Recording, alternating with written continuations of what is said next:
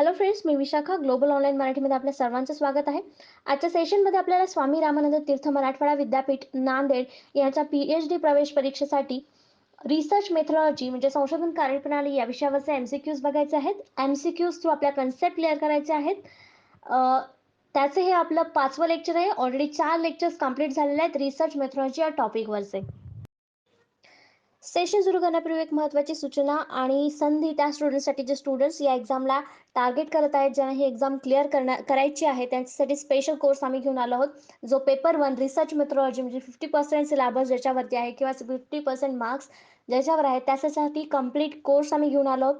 ज्या कोर्समध्ये तुम्हाला मिळणार full syllabus notes, full syllabus test series, full syllabus video lectures, full syllabus live crash course देखील याच्यामध्ये असणार आहे. शिवाय 1000हून अधिक MCQ रिव्हिजन PDF असणार आहे, ज्याच्यामधून तुमचे सगळेच क्वेश्चन जे रिसर्च मेथॉडॉलॉजीवर आहेत ते कंप्लीट होणार आहेत. ओके. आणि हा कोर्स जॉईन करण्यासाठी फक्त दिलेल्या व्हॉट्सअप नंबरवरती मेसेज करायचा आहे. फीस फक्त ₹599 आहे. यामध्ये तुमचा संपूर्ण सिलेबस कंप्लीट होणार आहे आणि 100% तुम्हाला याच्यामध्ये गॅरंटी मिळेल की रिसर्च मेथॉडॉलॉजीचे संपूर्ण क्वेश्चन तुम्हाला येतील. ओके. तर आजच्या व्हिडिओमध्ये आपण काय बघणार आहोत, युनिट 1 मध्ये जो आपल्याला समोर स्क्रीनवर दिसतो आहे तो पूर्ण सिलेबस आहे. Foundation of research, meaning of research, motivation for research, objectives of research, characteristics of scientific method, empiricism, value neutrality, repeatability, verifiability, approaches to the research, positivistic and interpretive, qualitative and quantitative, inductive and deductive, हे सगळे unit 1 मधले points आहेत.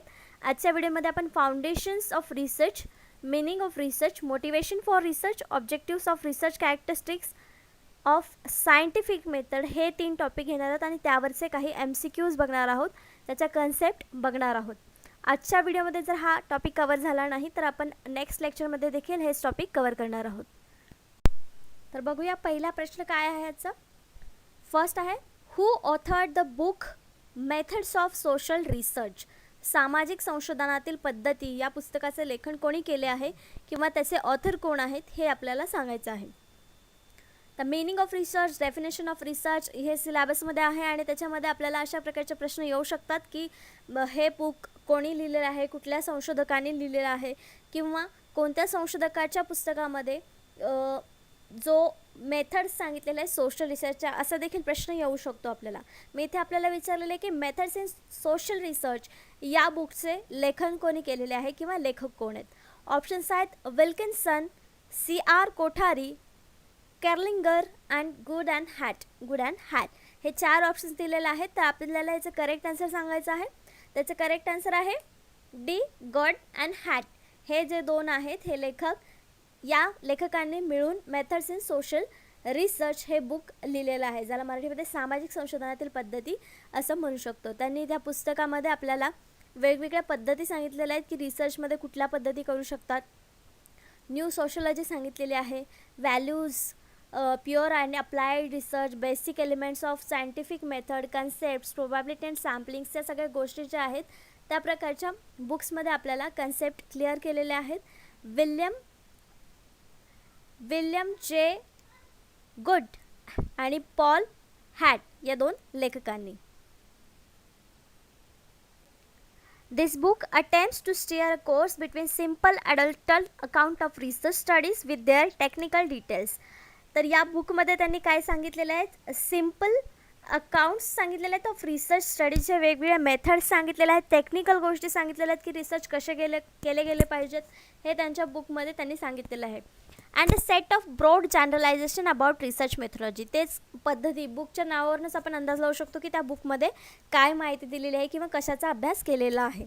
मग त्यामध्ये आपल्याला त्यांनी generalisation सांगितलेलं आहे रिसर्च मेथॉडॉलॉजी विषयी. तर ही बुक पब्लिश कधी झाली होती, 1952 मध्ये. नेक्स्ट क्वेश्चन बघूया. सेकंड नंबरचा क्वेश्चन आहे, research is an organised and systematic enquiry defined by, संशोधन ही एक संघटित आणि पद्धतशीर चौकशी आहे द्वारे परिभाषित केली गेली आहे किंवा यांनी आपल्याला सांगितलेलं आहे. तर ही एक डेफिनेशन आहे किंवा एक स्टेटमेंट आहे जे एका संशोधकाने केलेलं आहे संशोधनाबद्दल. तर संशोधनाबद्दल ते काय म्हणतात की हे एक संघटित आणि पद्धतशीर चौकशी आहे. का? कारण आपण वेगवेगळ्या स्टेजमधून ही प्रोसेस करतो आणि ही एक पूर्ण प्रोसेस आहे, सिस्टमॅटिक आहे आणि ही एक एन्क्वायरी पण आहे, कारण आपण जेव्हा डेटा कलेक्ट करतो तेव्हा ते वेगवेगळ्या टेक्निक्सच्या आधारे, टूल्सच्या आधारे ती एन्क्वायरी करून आपण हा डेटा कलेक्शन करत असतो. म्हणून रिसर्च ही एक ऑर्गनाइज्ड म्हणजे संघटित आणि पद्धतशीर चौकशी आहे असं एक संशोधक आपल्याला म्हणतो. पण तो कोणता संशोधक आहे तो आपल्याला सांगायचा आहे या प्रश्नामधून. आपल्या ऑप्शन्स आहेत मार्शल, PV यंग, एमोरी आणि कार्लिंगर. तर याचं करेक्ट आन्सर आहे सी, एमोरी. एमोरी काय म्हणतात की research is an organised and systematic enquiry. This is about our research. A systematic investigation including research development, testing and evaluation designed to develop or contribute to generalized knowledge. या प्रकारचा meaning असलेली definition आपल्याला एमोरी या संशोधकांनी दिलेली आहे की ज्याच्यामध्ये सिस्टमॅटिक इन्व्हेस्टिगेशन असतं म्हणजे पद्धतशीर शोध असतो, इन्क्लुडिंग रिसर्च डेव्हलपमेंट त्याच्यामध्ये संशोधनाचा विकास देखील होत असतो, टेस्टिंग अँड इव्हॅल्युएशन असतं म्हणजे त्याच्यामध्ये परीक्षाही घेतली जाते, टेस्टही घेतले ते आणि त्याचं मूल्यांकनही केलं जातं. कशासाठी तर जे आपल्याकडे नॉलेज आहे किंवा जे नॉलेज आपल्याला मिळणार आहे ते जनरलाइज करण्यासाठी आणि कंट्रीब्यूट करण्यासाठी. या प्रकारची डेफिनेशन आपल्याला एमोरी या संशोधकाने दिलेली आहे. नेक्स्ट क्वेश्चन बघूया, 3rd नंबरचा. A systematic step-by-step procedure following logical process of reasoning called. तर्कशक्तीच्या तर्कशुद्ध प्रक्रियेनंतर एक पद्धतशीर पायरी असते त्याला काय म्हणतात. म्हणजे त्यांनी एक सांगितले की एक सिस्टमॅटिक आणि स्टेप बाय स्टेप प्रोसिजर आहे ज्याच्यामध्ये आपण लॉजिकल प्रोसेससुद्धा लावतो किंवा रिझनिंग जे आहे लॉजिकल प्रोसेस ऑफ रिझनिंग तिथे आपण वापरतो. तर त्या प्रक्रियेला काय म्हणतात किंवा ती पद्धत कुठली आहे ते आपल्याला सांगायचं आहे. ऑप्शन्स दिलेले आहेत एक्सपेरिमेंट प्रयोग, ऑब्झर्वेशन म्हणजे निरीक्षण, डिडक्शन म्हणजे अनुमानिक अँड सायंटिफिक मेथड म्हणजे वैज्ञानिक पद्धत. तर ज्यामध्ये आपण स्टेप बाय स्टेप प्रोसिजर करतो शिवाय त्याच्यामध्ये रिझनिंग लॉजिक पण लावलेलं असतं तर ते आपलं एक सायंटिफिक मेथड असते यूज करण्याची. म्हणून त्याचं करेक्ट आन्सर आहे डी, सायंटिफिक मेथड म्हणजे वैज्ञानिक पद्धत. तर ही वैज्ञानिक पद्धत काय आहे, सायंटिफिक मेथड का आहे, कारण ती एक स्टेप बाय स्टेप फॉलो केलेली प्रोसिजर आहे म्हणून त्याला आपण सायंटिफिक मेथड असं म्हणू शकतो. शिवाय त्याच्यामध्ये लॉजिकल प्रोसेस लावलेली आहे जी रिझनिंगची यूज केलेली आहे. एक्सपेरिमेंट म्हणू शकत नाही आपण, त्याच्यामध्ये स्टेप बाय स्टेप करतोय प्रोसिजर आपण पण त्याच्यात रिझनिंगचं लॉजिक आपण तिथे लावलेलं नाही आहे. तिथे जे आपल्याला समोर जे दिसणार आहे तेच आपण मांडणार आहे पण इथे प्रोसेसमध्ये आपण लॉजिकल रिझनिंग लावलेलं आहे म्हणून ती एक सायंटिफिक मेथड आहे, वैज्ञानिक पद्धत आहे. म्हणून याचं करेक्ट आन्सर आपल्याला डी मिळालेलं आहे. The scientific method is a standardise way of making observation. तर सायंटिफिक मेथड नेमकं काय आहे ते आपण समजून घेऊया. Scientific method is a standardise way of making observation, gathering data, forming theories, testing predictions and interpreting result.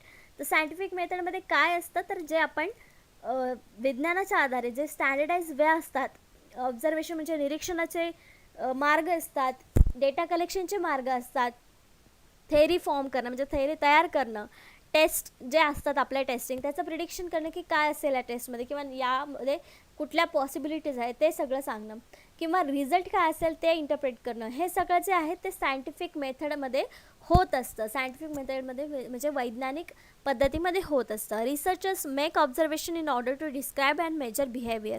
तर एखाद्या व्यक्तीचं बिहेवियर म्हणजे वागणं किंवा एखाद्या वस्तूचं रिझल्ट काय आहे किंवा त्याचं बिहेवियर कसं आहे हे सांगण्यासाठी रिसर्चर्स ऑब्झर्वेशन ही गोष्ट वापरत असतात किंवा ते डिस्क्राईब करण्यासाठी ऑब्झर्वेशन करत असतात म्हणजे निरीक्षण करत असतात. तर ही एक प्रकारची सायंटिफिक मेथड आहे असं आपण म्हणू शकतो. नेक्स्ट क्वेश्चन 4th नंबरचा. Ethical neutrality is a feature of. नैतिक तटस्थता हे त्याचं वैशिष्ट्य आहे. कशाचं? न्यूट्रॅलिटी. इथिकल न्यूट्रॅलिटी म्हणजे नैतिक तटस्थता. तर हे काय आपण कन्सेप्ट समजून घेऊया पण त्याच्या आधी आपल्याला याचा आन्सर माहिती पाहिजे. Ethical neutrality is a feature of. नैतिक तटस्थता हे त्याचे वैशिष्ट्य आहे. ऑप्शन्स डिडक्शन अनुमानिक, सायंटिफिक मेथड वैज्ञानिक पद्धत, ऑब्झर्वेशन म्हणजे निरीक्षण आणि एक्सपिरियन्स म्हणजे अनुभव. तर आपण मागे एक कन्सेप्ट बघितली सायंटिफिक मेथड आपण लॉजिक लावलं तर त्याचा आन्सर इथे आपल्याला मिळेल की नैतिक तटस्थता कशामध्ये असले पाहिजे, आपल्या सायंटिफिक मेथडमध्ये असले पाहिजे. म्हणजे जी काय आपण मेथड करू त्याला योग्य मार्ग मिळेल आणि त्याचं करेक्ट असा रिझल्ट मिळेल, बायस होणार नाही. यासाठी आपल्याला नैतिक तटस्थता तिथे असणं गरजेचं आहे जेव्हा आपण सायंटिफिक मेथड म्हणजे वैज्ञानिक पद्धत लागू करणार आहोत. मग हे त्याचं वैशिष्ट्य आहे, कारण जेव्हा जेव्हा आपण सायंटिफिक मेथड वापरतो तेव्हा तिथे नैतिक तटस्थता आपोआपच येते. म्हणून हे त्याचं वैशिष्ट्य आहे आणि आपला करेक्ट आन्सर देखील बी आहे, सायंटिफिक मेथड वैज्ञानिक पद्धत. In research, the term neutrality implies that an inquiry of free of bias or is separated from the researcher's perspectives, background, position and conditioning circumstance. तर न्यूट्रॅलिटी म्हणजे काय, तटस्थता म्हणजे काय, तर जेव्हा आपण एखादी एन्क्वायरी करतो म्हणजे एखाद्या गोष्टीची माहिती मिळवण्यासाठी प्रयत्न करतो, काम करत असतो त्याच्यावरती, तेव्हा आपण बायस न होता म्हणजे पक्षपात न करता तिथे आपल्याला माहिती मिळवायची असते. किंवा जो रिसर्चरचा पर्स्पेक्टिव्ह आहे, दृष्टिकोन आहे, विचार आहे, त्याच्यापासून तो स्वतः सेपरेट असतो. त्याचं बॅकग्राऊंड, पोझिशन, कंडिशन हे सगळं तिथे मॅटर करत नाही किंवा रिसर्चरला ते सगळं बाजूला ठेवून जे काय माहिती आहे ती गोळा करायची असते. म्हणजे तो एक तटस्थपणे काम करत आहे असं आपण म्हणू शकतो, ज्याला आपण न्यूट्रॅलिटी असं म्हणू शकतो. When a researcher or the research is set to be neutral, म्हणजेच आपण जे सांगितलं की या सगळ्या गोष्टी बायस न होणं किंवा एखाद्या आपल्या विचारापासून, आपल्या दृष्टिकोनापासून, आपल्या बॅकग्राऊंडपासून वेगळं राहून त्याची माहिती मिळवणं, यालाच आपण न्यूट्रॅलिटी असं म्हणू शकतो. The enquiry is also employed to be trustworthy आणि लेजिटिमेट. तर जेव्हा माहिती अशा प्रकारे जेव्हा आपण माहिती मिळवू तेव्हा ती एक विश्वसनीय माहिती तयार होते किंवा एक विश्वसनीय माहिती लोकांपुढे समोर येते. नेक्स्ट क्वेश्चन आपण बघूया 5th नंबरचा. Scientific method is committed to, वैज्ञानिक पद्धत वचनबद्ध आहे कशाशी. ऑप्शन्स आहेत ऑब्जेक्टिव्हिटी म्हणजे वस्तुस्थिती, एथिक्स म्हणजे नीतिशास्त्र, प्रपोजिशन्स म्हणजे प्रस्ताव, न्यूट्रॅलिटी म्हणजे तटस्थता. तर एथिक्स, न्यूट्रॅलिटी हे जे आहेत ते वैशिष्ट्य आहेत सायंटिफिक मेथडचे, पण वचनबद्ध वैज्ञानिक पद्धत कशासाठी आहे तर ऑब्जेक्टिव्हिटीशी म्हणजे वस्तुस्थिती जी काय आहे जशीच्या तशी मांडण्यासाठी किंवा वस्तुस्थिती काय आहे हे दर्शवण्यासाठीच आपण वैज्ञानिक पद्धत वापरत असतो. मग आपल्या इथे करेक्ट आन्सर काय येणार आहे, ए ऑब्जेक्टिव्हिटी, वस्तुस्थिती. वैज्ञानिक पद्धतीमध्ये ही पद्धत वस्तुस्थितीसाठी वचनबद्ध आहे, म्हणजे त्याच्यामध्ये वस्तुस्थिती समोर येणार आहे, त्याच्यामध्ये वस्तुस्थितीच दाखवली जाणार आहे. म्हणून आपला करेक्ट आन्सर इथं ए आलेला आहे. The scientific method involves developing and testing theories about the world based or empirical evidence. तर सायंटिफिक मेथडमध्ये आपण एव्हिडन्स देत असतो म्हणजे पुरावे देत असतो. ज्या काही थेरीज आपण मांडतो किंवा ज्या काही थेरीज टेस्ट करतो ते सगळं आपण पुराव्यासह समोर मांडतो. It is defined by the commitment to systematic observation of the empirical world. तर ही कमिटमेंट आहे कशाची तर सिस्टमॅटिक ऑब्झर्वेशन म्हणजे पद्धतशीर निरीक्षण केलेलं आहे, त्याचा अनुभवजन्य जगाचं एक ऑब्झर्वेशन केलेली एक पद्धत आहे असं आपण म्हणू शकतो. And strives to be objective, critical, capital and logical. तर ह्याच्यामध्ये आपल्याला वस्तुस्थिती जी आहे ती दाखवण्याचाच प्रयत्न केला जातो किंवा सायंटिफिक मेथडमध्ये तीच दाखवली जाते. म्हणून आपण असं म्हणू शकतो की सायंटिफिक मेथड ही ऑब्जेक्टिव्हिटी म्हणजेच वस्तुस्थितीशी वचनबद्ध आहे, वस्तुस्थितीच दाखवू शकते. नेक्स्ट क्वेश्चन आहे 6 नंबरचा. One of the method of logical reasoning is called, तार्किक युक्तिवादाची एक पद्धत याला म्हणतात. ऑप्शन्स आहेत इंडक्शन प्रेरण, डिडक्शन अनुमानिक, रिसर्च म्हणजे संशोधन, एक्सपेरिमेंट म्हणजे प्रयोग.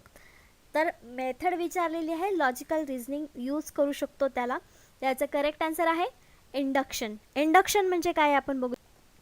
In scientific research, induction is a form of reasoning used in pursuit of understanding and knowledge. तर आपल्याला समज आणि माहिती मिळण्यासाठी एक फॉर्म, एक मेथड आहे रिझनिंगची ज्याला आपण इंडक्शन असं म्हणू शकतो.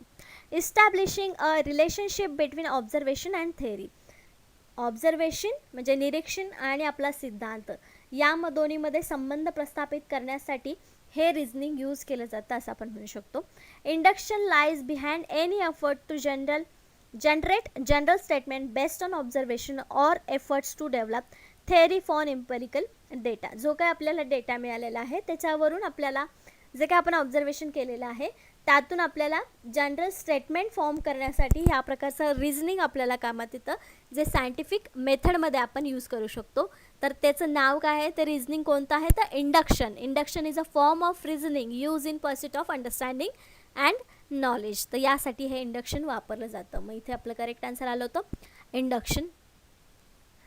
नेक्स्ट क्वेश्चन आहे 7th नंबरचा. An essential criterion of science study is.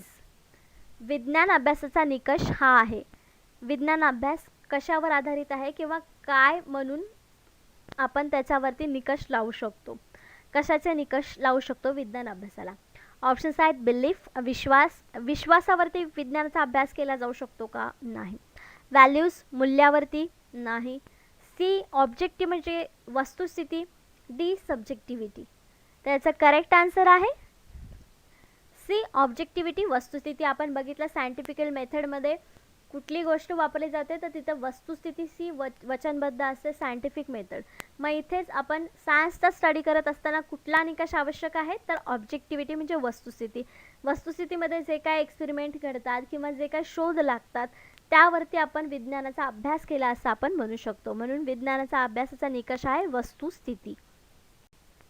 Scientific objectivity is a characteristic of scientific claims, methods and result. It expresses the idea that claims, methods and result of science are not or should not be influenced by particular perspective. तर scientific मेथडमध्ये वस्तुस्थिती जी मांडलेली असतं ते एक वैशिष्ट्य असतं scientific मेथडचं, कारण त्याच्यामधले रिझल्ट्स जे असतात, पद्धती ज्या असतात त्या कोणाच्या विचारांनी किंवा त्यांच्या पक्षपाताने इन्फ्लुएन्स होऊ नये, म्हणजे त्याच्यावर त्याचा प्रभाव असू नये, पर्टिक्युलर दृष्टिकोन त्याच्यावर असू नये, हे त्याच्यामध्ये मानलं जातं. व्हॅल्यू, कमिटमेंट्स, कम्युनिटी बायस और personal interest to name a few relevant factors. तर यामधले काही जे फॅक्टर्स आहेत ते त्याच्यामध्ये असतात परंतु ते बायस नसतात. ते एका सायंटिफिक मेथडने, एका व्यवस्थित मार्गाने, पद्धतीने स्टेप बाय स्टेप बनवलेले असतात आणि ते वस्तुस्थितीशी निगडीत असतात किंवा वस्तुस्थितीवरच आधारित असतात असं आपण म्हणू शकतो वैज्ञानिक पद्धती रिसर्चमधल्या. नेक्स्ट क्वेश्चन आहे 8th नंबरचा. Empirical verifiable observation is. अनुभवजन्य सत्यापित निरीक्षण आहे किंवा अनुभवजन्य सत्यापित निरीक्षणाला काय म्हणतात. ऑप्शन्स आहेत थिअरी, सिद्धांत, मूल्य, फॅक्ट, तथ्य, स्टेटमेंट, विधान. तर आपल्याला याच्यामध्येच प्रश्नामध्येच आपल्याला आन्सर इथे मिळेल की अनुभवजन्य सत्यापित निरीक्षण, जसा न्यूटनचा लॉ होता की निरीक्षण केलं की सफरचंद खालीच पडत आहे, आकाशात उडत नाही आहे किंवा आजूबाजूलाही जात नाही आहे, खाली येत आहे. ग्रॅव्हिटेशनल फोर्स अनुभवजन्य प्रस्थापित निरीक्षणावरून आपल्याला तिथे शोध लागला, मग तिथे ग्रॅव्हिटीची थिअरी निर्माण झाली. मग आपल्या इथे करेक्ट आन्सर काय येणार आहे, ए थिअरी, सिद्धांत. Empirical verifiable observation is theory. जे आपल्या अनुभवातून एखादं सत्य बाहेर येतं किंवा निरीक्षण केलं जातं सत्य, त्याला आपण थेरी म्हणतो किंवा तीच थेरी आपण बाकीच्यांना सांगतो. सिद्धांत ज्याला आपण म्हणतो.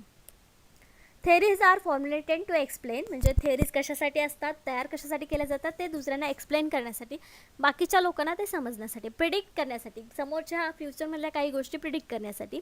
अँड अंडरस्टँडिंग फेनॉमेना, तर त्याचा मेन उद्देश काय आहे किंवा काय कार्य आहे हे समजून घेण्यासाठी.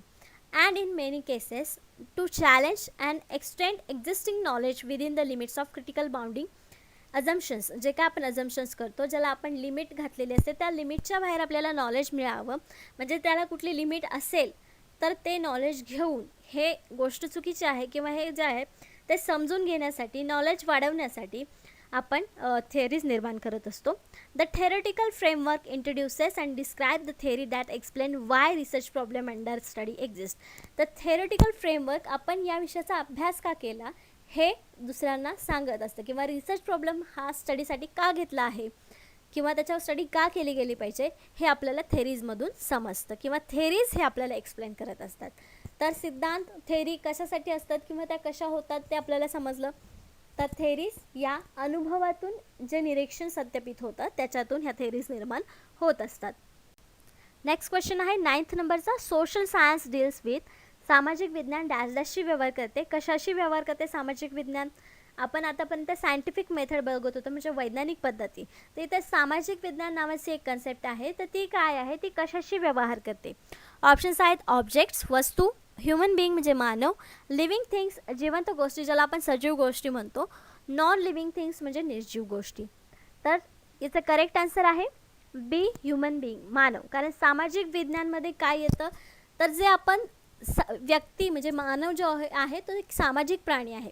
समाजामध्ये ज्या ज्या गोष्टींसाठी त्यांना डील करावी लागते ते सगळं सामाजिक विज्ञानमध्ये येतं. मग ह्युमन बिईंगशी रिलेटेड आहे सामाजिक विज्ञान, कारण तो एक सामाजिक प्राणी आहे. मानव म्हणजे एक सामाजिक प्राणी आहे, म्हणून त्याला आपण सामाजिक विज्ञान असं म्हणू शकतो. Social science, any branch of academic study or science that deals with the human behavior in its social and cultural aspects. तर सोशल सायन्स म्हणजे काय सांगू शकतो आपण, ही एक ब्रांच आहे, शाखा आहे. जेव्हा आपण ॲकॅडमिक स्टडी करतो त्याच्यामध्ये हे सायन्स जे आहे ते ह्युमन बिहेवियर म्हणजे मानवी वर्तन किंवा मानवी वागणुकीशी रिलेटेड सगळ्या गोष्टींशी अभ्यास करतं, किंवा सामाजिक आणि जे काय आपलं कल्चर आहे, ज्याला आपण परंपरा, रूढी जे काय म्हणतो, त्याचा आस्पेक्ट्स काय आहेत हे करण्यासाठी किंवा त्याचा अभ्यास करण्यासाठी ही एक ब्रांच आहे social science. Usually included within the social science are cultural और सोशल, म्हणजे सोशल किंवा कल्चरल या ब्रांचमध्ये कुठले विषय येतात जे आपण सोशल सायन्समध्ये स्टडी करतो, ते आहेत anthropology, sociology, psychology, political science and economics. हे बहुतेक सारे विषय आपल्या ओळखीचे आहेत आणि हे विषय सोशल सायन्समध्ये येत असतात. जर आपल्याला माहिती असेल तर सोशल सायन्स आणि नॅचरल सायन्स हे काय गोष्टी आहेत ते आपल्याला वेगवेगळ्या दोन गोष्टी आहेत हे समजेल किंवा फरक आपल्याला त्यातला माहिती असेल. नेक्स्ट क्वेश्चन आहे 10th नंबरचा. Science is broadly divided into. Science जसं आता आपण बघितलं सामाजिक विज्ञान आणि सायन्स, हे सायन्सच्या कुठल्या कुठल्या कॅटेगरीमध्ये सायन्स विभागलं गेलेलं आहे, विज्ञान मोठ्या प्रमाणात विभागले गेले आहेत किंवा कोणत्या मोठ्या गटांमध्ये हे विभागलं गेलेलं आहे ते आपल्याला सांगायचं आहे. ऑप्शन्स आहेत नॅचरल अँड सोशल, नैसर्गिक आणि सामाजिक, नॅचरल अँड फिजिकल, सामाजिक आणि शारीरिक, फिजिकल अँड मेंटल, शारीरिक आणि मानसिक, सोशल अँड फिजिकल, सामाजिक आणि शारीरिक. त्याचं करेक्ट आन्सर असणार आहे, ऑप्शन्स बघितल्याचं आपल्याला करेक्ट आन्सर मिळतं आहे. आत्ताच लास्ट क्वेश्चन बघितला आपण, सोशल सायन्स हा एक ब्रांच आहे, मग त्याच्याबरोबर दुसरी कुठली ब्रांच असणार आहे, त्याचं करेक्ट आन्सर आहे ए, नॅचरल अँड सोशल, नैसर्गिक आणि सामाजिक. तर नॅचरल सायन्समध्ये काय येतं, जे एक्सपेरिमेंट आपण बघितले किंवा थिअरीज ज्या संशोधकांनी मांडलेल्या आहेत, ग्रॅव्हिटेशनल फोर्सची जसे आपण उदाहरण दरवेळेस घेतो कारण ते आपल्याला सगळ्यांना परिचयाचे आहे, हे नैसर्गिक आहे. हे नैसर्गिक सायन्स आहे असं आपण म्हणू शकतो. आणि दुसरीकडे सोशल सायन्स ज्याच्यामध्ये आपण ह्युमन बिहेवियरचा अभ्यास करतो. या दोन मेन ब्रॉड कॅटेगरी आहेत. मग बाकीचे जे रिसर्च आहेत ते या दोन्हीमध्येच विभागले जातात. जसं की आपण बोलू शकतो की दूध उतू का जातं, हे एक नॅचरल सायन्समधला प्रश्न आहे, पण व्यक्तीने दुधाकडे लक्ष दिलं नाही तेव्हा दूध उतू गेलं, हा विषय झाला सोशल सायन्सचा. असं आपण एक उदाहरण घेतलेलं आहे. हा एक रिसर्चचा विषय नसला तरी उदाहरण समजून घेण्यासाठी आपण ह्या दोन कॅटेगरीज घेतलेल्या आहेत. जसं की मानवाची कुठली कृती आहे ती सोशल सायन्समध्ये, जी नैसर्गिक कृती आहे पण मानवाला ती माहिती आहे किंवा मानवाकडून घडलेली आहे पण ती नैसर्गिकरित्या झालेली आहे, ती नैसर्गिक सायन्समध्ये येते. Science can be grouped into 2 broad categories. Main दोन कॅटेगरीमध्ये सायन्स विभागलं जाऊ शकतं, ते आहे natural science and social science. Natural sciences can be further classified into physical science, earth science, life science and others. मग नॅचरल सायन्समध्ये त्याच्यामध्ये फिजिकल सायन्स म्हणजे भौतिक विज्ञान, अर्थ सायन्स म्हणजे पृथ्वीचं जे काय सायन्स आहे ते, लाईफ सायन्स म्हणजे त्याच्यामध्ये जीवशास्त्र आणि वेगवेगळे विषय त्याच्यामध्ये येतात. म्हणजे ब्रॉड कॅटेगरी दोन आहेत पण त्याच्यामध्ये आणखीन वेगवेगळे विषय येऊ शकतात, नॅचरल सायन्समध्ये देखील आणि सोशल सायन्समध्ये देखील. तर अशा प्रकारे आजचे आपले 10 प्रश्न, 10 कन्सेप्ट इथे झालेले आहेत. नेक्स्ट लेक्चरमध्ये आपण याच विषयावरचे आणखीन 10 प्रश्न बघूयात, कारण पूर्ण टॉपिक याच्यामध्ये कव्हर झालेलं नाही आहे. आपल्याला अजून कॅरेक्टरिस्टिक्स बघायचे आहेत, रिसर्चचे कोणते कोणते आहेत, त्यानंतर अजून प्रश्न त्याच टॉपिकवरचे बघणार आहोत. म्हणजे पुढच्या लेक्चरमध्ये देखील या 3 टॉपिकवरचेच 10 प्रश्न आणि 10 कन्सेप्ट आपण बघणार आहोत, तर रिसर्च मेथडची टॉपिकवरचे.